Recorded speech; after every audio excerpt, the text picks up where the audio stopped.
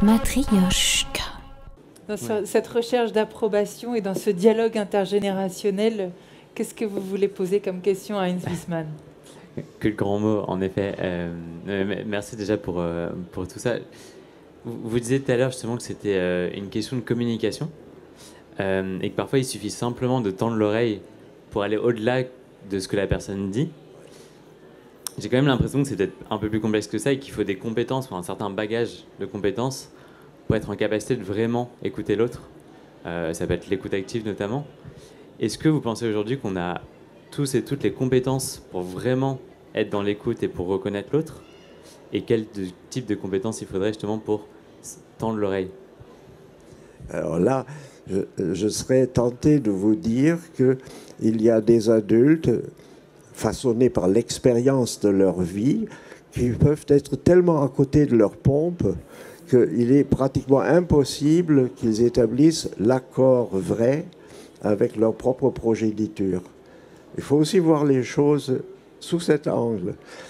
Quelqu'un qui a une expérience de la vie suffisante pour connaître tous les pièges de la communication avec autrui, il est peut-être mieux à même pour établir cet accord avec un jeune qui revendique ce qui lui revient.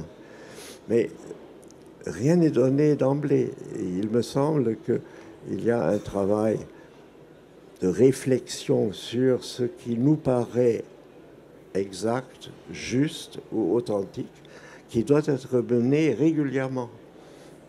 C'est une sorte de prise de conscience sans laquelle, en effet, on est peut-être trop simpliste. On réagit à chaud, on est victime de ce qui est simplement à la surface intelligible, mais pas en profondeur. Donc la réponse à la question du jeune homme, c'est si on revient sur cette idée d'exactitude, cette idée de jeunesse, cette idée de justesse, pardon, elle m'obnubile la jeunesse, d'exactitude, de justesse et d'authenticité, à toujours se questionner sur ces 3 points permet d'avoir une sorte de grille de lecture pour avoir une réponse. Est-ce que vous avez une autre question? Oui, mademoiselle. Alors bonjour.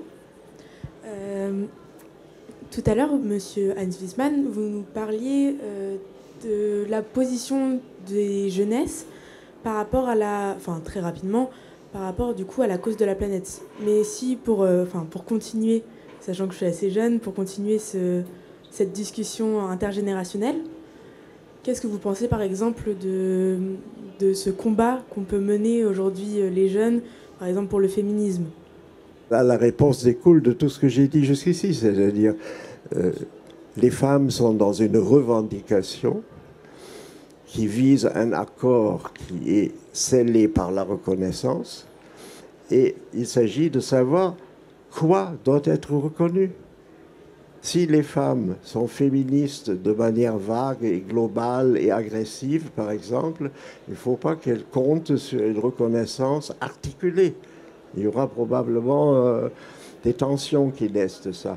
Mais un féminisme qui sait dire en quoi les femmes ont le droit de revendiquer, à partir de faits incontestables, de la justesse dans les relations, ça commence par la rémunération des femmes dans leur emploi, quoi. C'est aussi basique. Mais ça va encore au-delà quand on a les problèmes maintenant d'harcèlement sexuel, toutes ces choses qui préoccupent beaucoup les gens, avec certains hommes qui soutiennent que l'homme, s'il est viril, est nécessairement harceleur et agressif. Enfin, toutes ces choses-là. Là, on est au niveau de l'authenticité expressive. Quand on fait la cour, un homme fait la cour à une femme. Mais qu'est-ce qui correspond à ce qui peut être reconnu comme valide? C'est l'authenticité expressive. Si vous permettez, je vous raconte une petite histoire qui illustre ça parfaitement. Moi, j'ai été, à l'époque de Jacques Lang, j'avais été convié au ministère de l'Éducation nationale pour m'occuper du développement de l'enseignement des langues étrangères. Et quand Jacques Lang m'a reçu, il m'a expliqué ce qu'il voulait, et je lui ai dit, mais vous savez, les langues étrangères, ça n'a pas de sens de vouloir les apprendre si on ne sait pas sa propre langue maternelle. Sinon, il n'y a pas les passerelles nécessaires pour reconnaître ce qui, dans une autre langue, est vraiment digne d'être appris. Il faut partir de la langue maternelle. Il m'a dit, que voulez-vous dire? Alors, je lui ai dit, voilà, nous avons des communautés de jeunes défavorisés, comme on dit, qui ne disposent que de 600 mots et qui forment des communautés dans lesquelles il y a une espèce de règle expressive qui fait qu'on n'a pas le droit de dire les choses autrement que tout le monde les dit. Ça crée une sorte de petit ghetto mental. Et quand un jeune qui est donc handicapé du point de vue de la langue tombe amoureux d'une copine de classe, par exemple, il voudrait lui déclarer sa flamme, il ne trouve pas les moyens expressifs. Par exemple, faire ce qu'on appelle les travaux d'approche, c'est-à-dire faire trousser un joli compliment, faire une blague qui plaît, etc. Tout ça, non. Il va finir par l'attraper par les cheveux et par la violer dans les chiottes du bahut. C'est bizarre tous ces mots dans votre bouche, mais je vois ce que vous voulez dire. Oui. Je ne m'attendais pas à ce que vous puissiez dire ces mots. Je voulais provoquer ce bien-pensant de ministre. Là, alors, il m'a regardé avec des yeux comme ça et il m'a dit, mais on ne m'a jamais parlé comme ça de la violence dans les banlieues. Et je lui ai dit, mais il y a de la violence matérielle, c'est évident, ça c'est des faits. Mais il y a une autre violence qui est symbolique, qui relève donc de l'appréciation de ce qui peut être revendiqué authentiquement. Moi, je veux être reconnu, aimé, dans le cas qui nous préoccupe, en tant que moi-même et pas en tant que, je sais pas, quelqu'un qui est animé par des pulsions qui appartiennent en principe à tout le monde. Je veux être reconnu en tant que moi-même. Et là, il faut se donner le moyen. Et alors, un autre discours que je tiendrai, mais on n'a pas le temps. On va terminer là-dessus. Porte sur la nécessité d'éduquer les jeunes générations, parce que là, il ne faut pas non plus abdiquer. Il faut les éduquer de manière à ce qu'elles soient capables d'accéder aux 3 niveaux de vérité avec une conscience. Et à l'école, c'est intéressant parce qu'on apprend d'abord des choses, ensuite on apprend des comportements, des savoir-faire. Mais quand on aborde la littérature, par exemple, pourquoi on lit des romans, pourquoi au lycée ensuite on s'occupe de choses aussi compliquées, c'est qu'il s'agit de savoir-être. Et donc d'expressivité, et pas du contenu, peu importe que l'auteur décrive un larbin ou un maître ou un criminel ou un aventurier, c'est l'authenticité qui compte. Et c'est elle qui suscite la reconnaissance, et la reconnaissance produit un accord qui apaise notre besoin viscéral d'être reconnu. C'est comme ça que je verrai les choses. Voilà. Merci Jens Wiesmann. Merci beaucoup. Une dernière question très rapidement alors, parce qu'on est déjà en retard. Okay, non, très rapidement. Tout à l'heure, vous établissiez le fait qu'il y avait différentes vérités et qu'elles étaient dues à différentes caractéristiques et visions de l'individu, mais qu'il restait quand même une partie de la vérité qui était établie et factuelle.